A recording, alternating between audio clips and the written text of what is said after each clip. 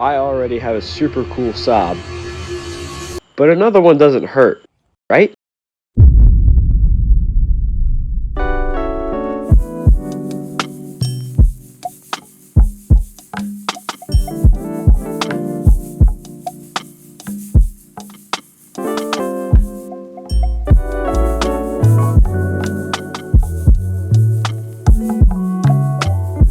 I'm buying this electric blue, one of 139 in the US, Saab 93 convertible for 100 bucks and a bag of figs that the owner just took.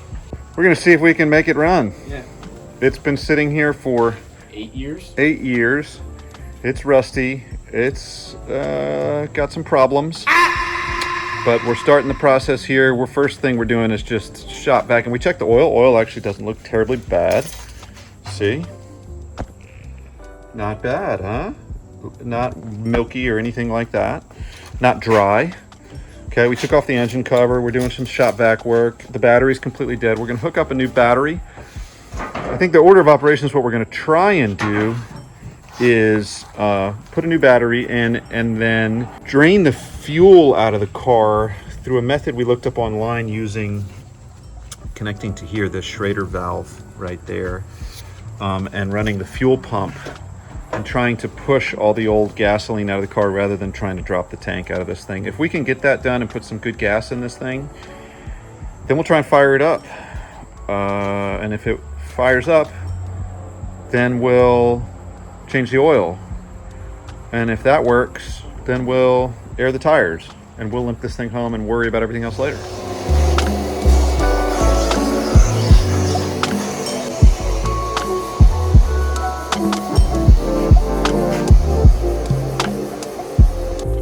Okay, new battery in, and good news. New used battery. The SID came on. Here, let me open the door. SID came on. Electrics are working. It won't, I don't think this old battery, because it's a used battery, I don't think it'll be enough to actually like crank the car over, but it's enough to get all the electronics like within the car going. All right, so there's a set of 2 keys, and she said one of them doesn't work, and I don't remember which one, but well, I guess we'll just find out. Here, try and hear if you hear anything electrical in here. Oh.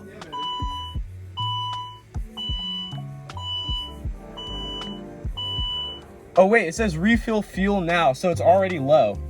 All right, what? All right, the gas is empty. I don't think it's full. It can't be fully empty. I don't know if it's worth us trying to pump that much out. There's Okay. going to be a little bit left into the lines no matter what.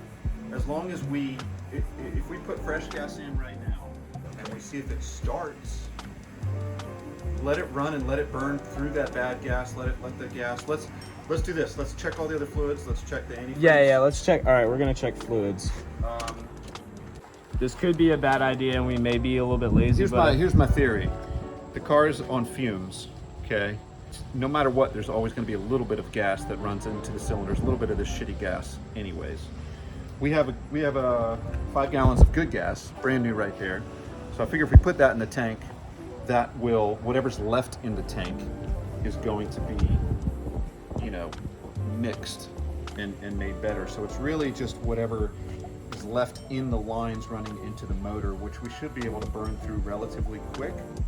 Okay, I think the right thing to do is circulate oil through the engine before we actually fire it up. So what I'm gonna do is we're looking in the owner's manual and things, and I'm gonna pull the fuel pump fuse / relay, which is right here. So there it goes. All right, so now fuel pump won't go, so then that means it'll just crank and crank and crank, but it won't actually start. Should I go ahead? Yeah, go ahead, crank it a little bit. The whole idea is cranking it should allow the timing belt, the oil to circulate into the motor before it starts, since it's been so long. See if it cranks. Nothing. No crank? Nothing. All right, we put the fuse back in. Just gonna see if that makes a difference on whether it'll crank.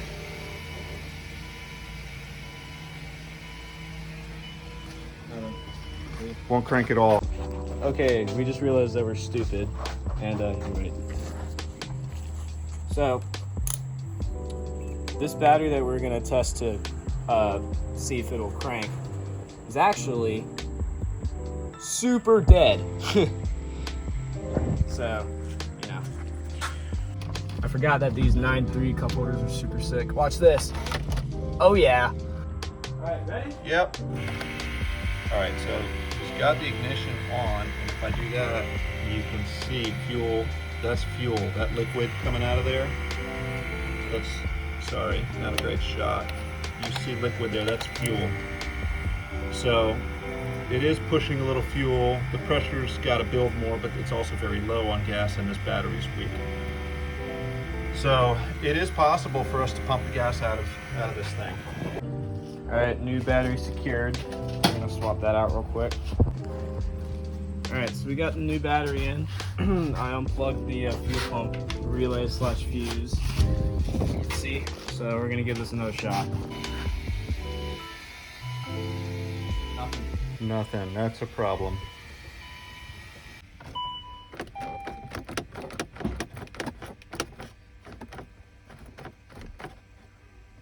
Nothing.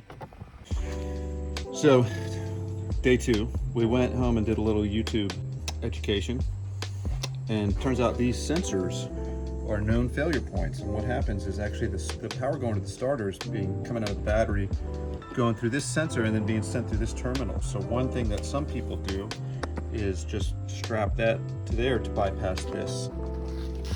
All right, so we've bypassed that sensor now. We're gonna see, I give this maybe a low probability, but it was an easy test. So let's see what happens.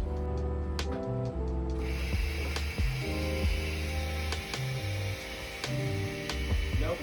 All right, still no crank. We're gonna go for the next thing.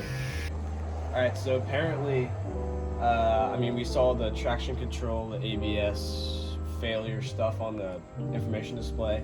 Apparently that would cause a no crank, no start issue on these because, you know, Saab, safety, electronics. So we're gonna unplug the ABS wiring harness, and then we're gonna hot wire it basically with some electrical wires and like put it in like specific pins, but we'll get to that. So I think we just pull out on this little clip here. Okay. Yeah. All right, that's the hot wire job. Now we're gonna reconnect the battery.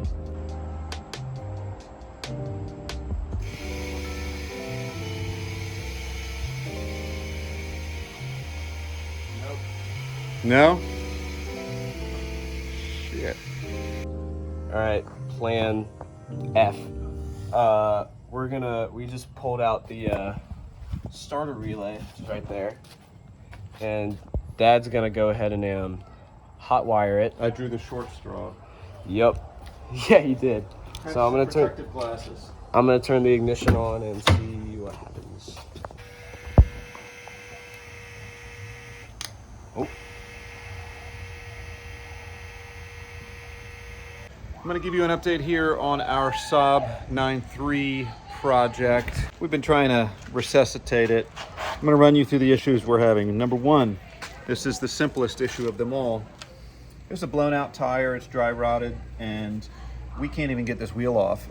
It's completely seized if you take a look at how rusty the hubs are and the rotors are. We jacked it up, we took the lug nuts off, we smashed it with sledgehammers, we kicked the hell out of it. Won't come off. I could put a spare on it if it would come off. We put the car in neutral, it won't even roll because everything is seized so hard. We've got a fuel leak.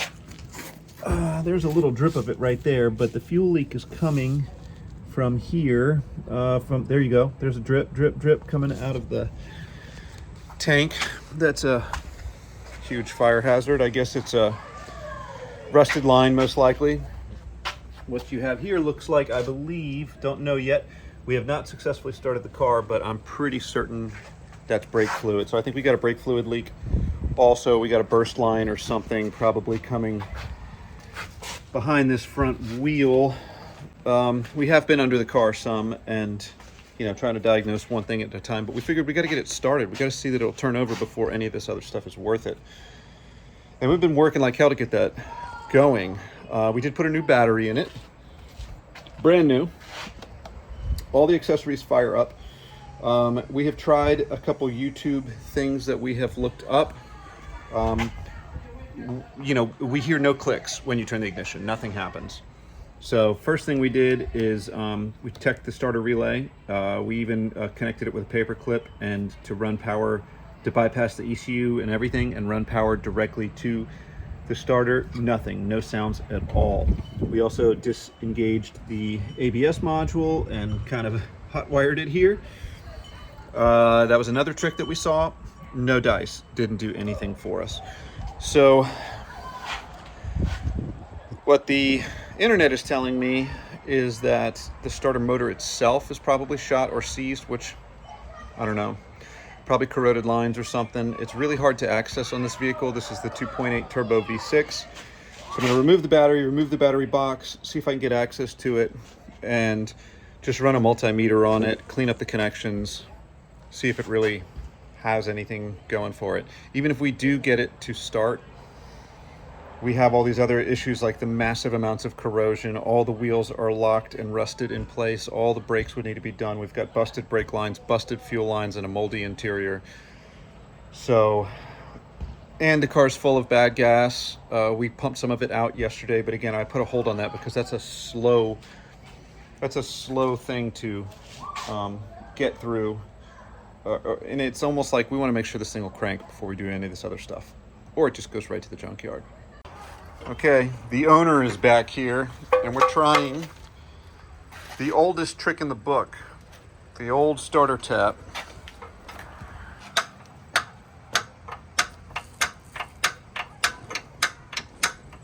Take a wild guess if that worked. It didn't work. So obviously, we are a bit lost with what to do with this car. We aren't prepared to pour in the time, money, and extensive amount of work to make this thing roadworthy. I mean, it's super rusty to the point where it's dangerous. It doesn't crank, nor does it start, and every single fluid you can think of is leaking, including fuel, which is extremely dangerous. For a true Saab specialist who's willing to put in the money and work, it could be a great car.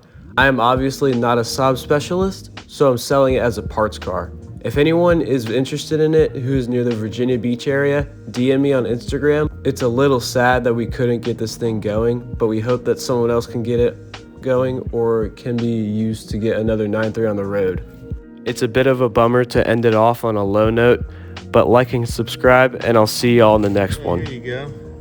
That is rusted all to hell. It definitely looks like it's leaking.